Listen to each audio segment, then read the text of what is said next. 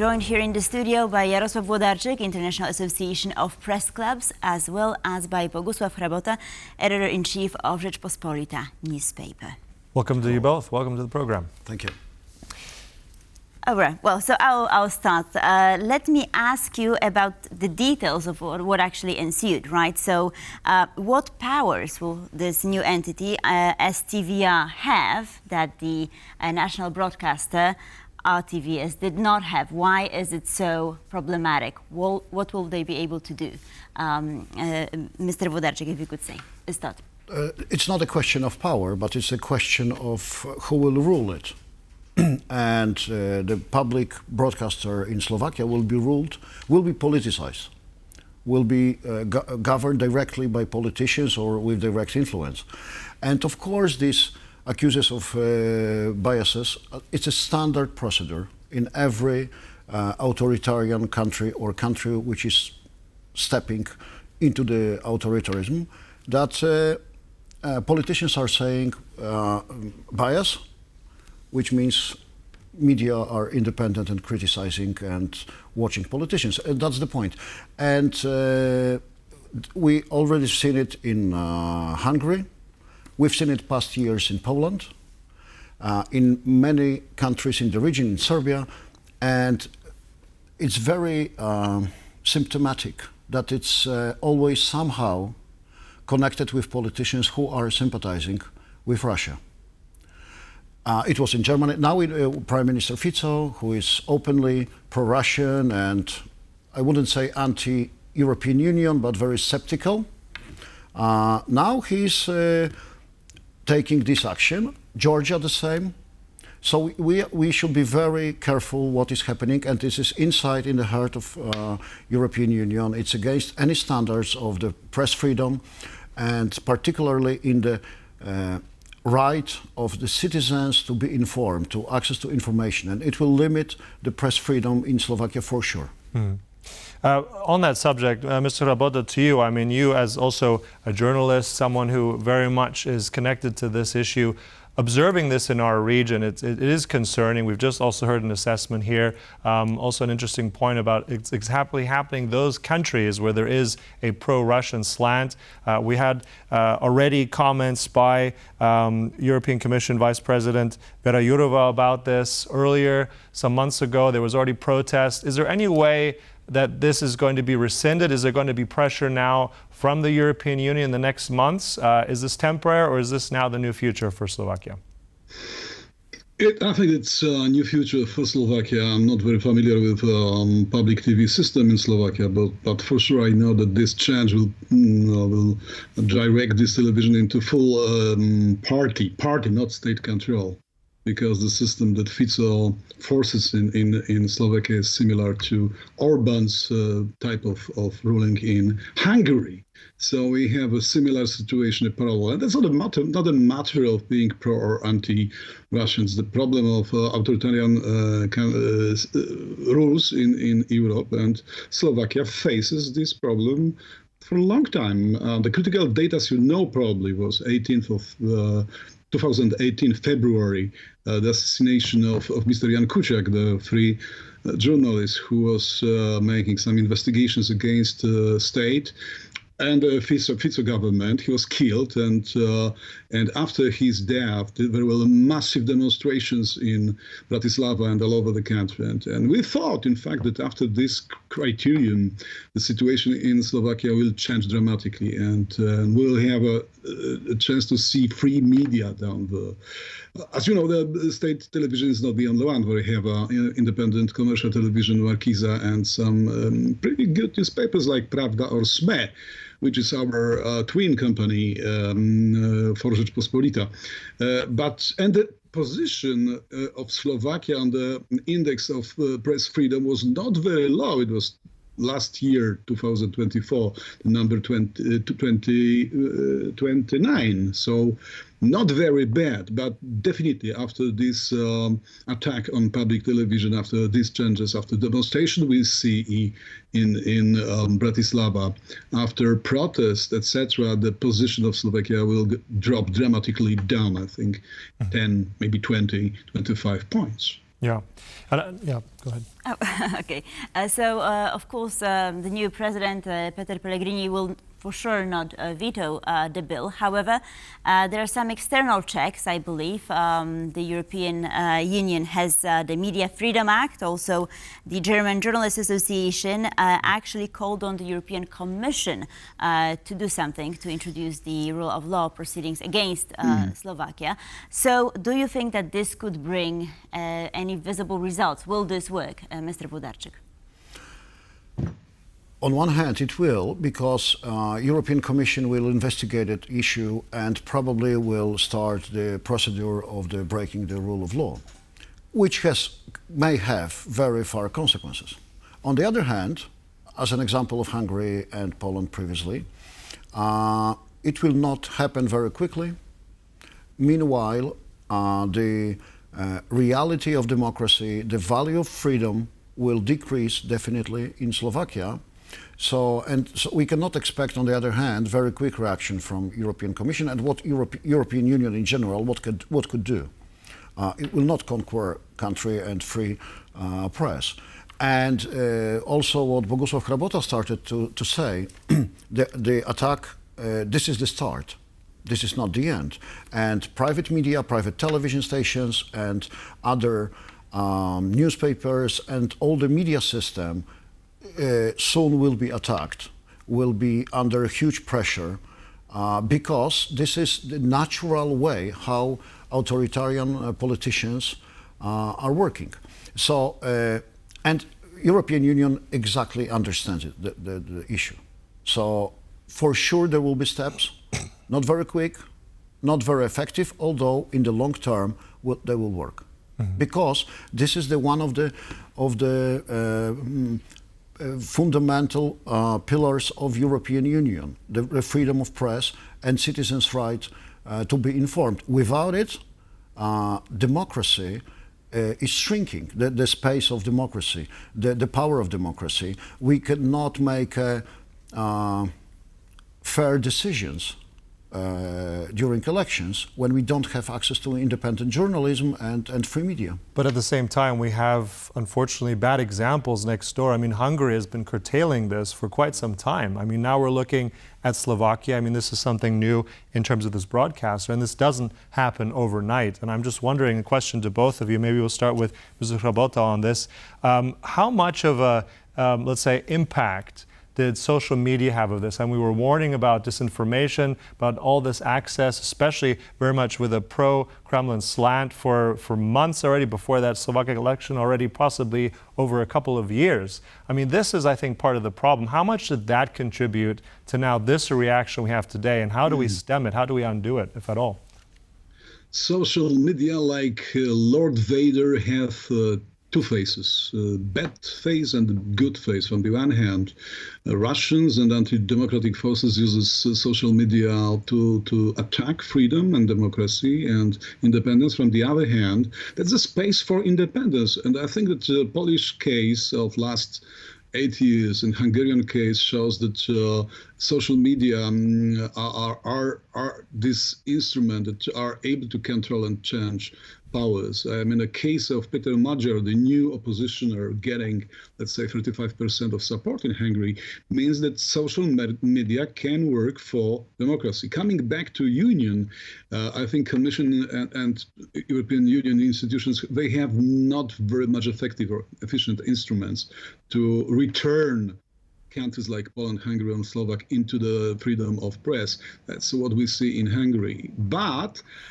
it's like with nature. Nature survives, and freedom survives. And being in the Union, I'm absolutely sure that Slovakians will fight for freedom, for independence, and one day this media freedom index position of Slovakia will rise a number of points up. So I wish them, and from the other hand, they will have support from independent media from all over Europe, including Polish. We will engage ourselves also in the fight to protect independence and press freedom in Slovakia. That's something I can say on myself, because I do it also in Brussels. Mr. Chrabota just mentioned the Media Freedom Index, and this is what I wanted to ask you about.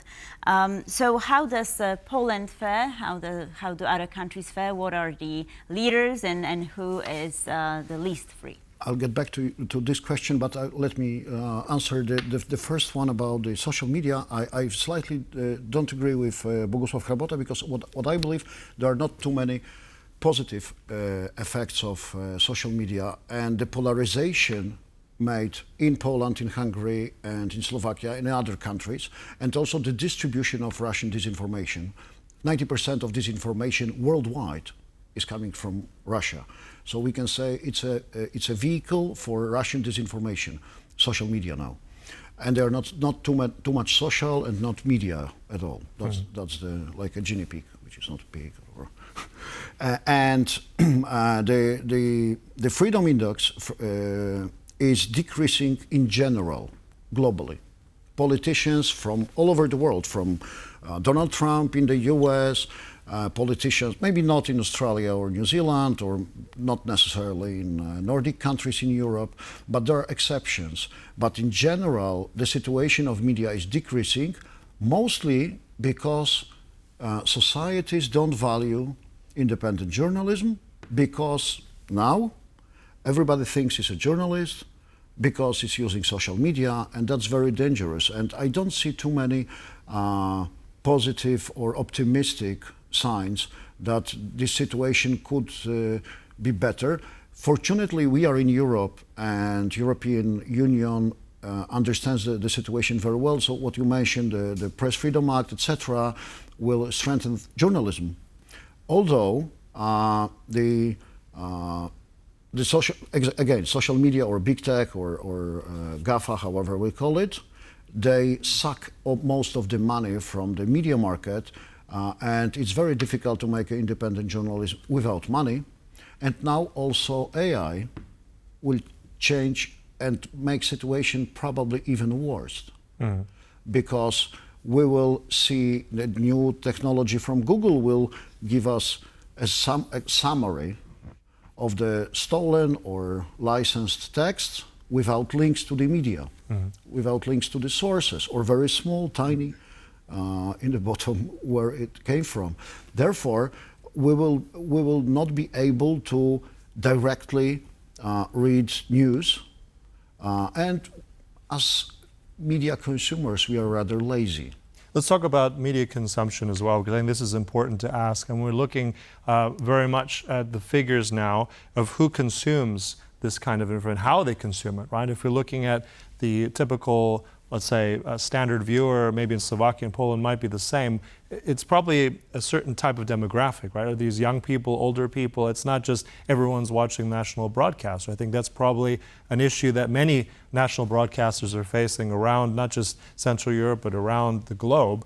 So is there more of a group there that you see as more endangered, threatened by this? Or is this a threat to all demographic populations in Slovakia and the region? Or is there one more susceptible to this than the others? We'll start with Mr. Chrabota there. Yeah, that's very true that these demographics are different completely. We know it from Poland and from Hungary. Public television, especially public television, has a target in the older and not very urban people.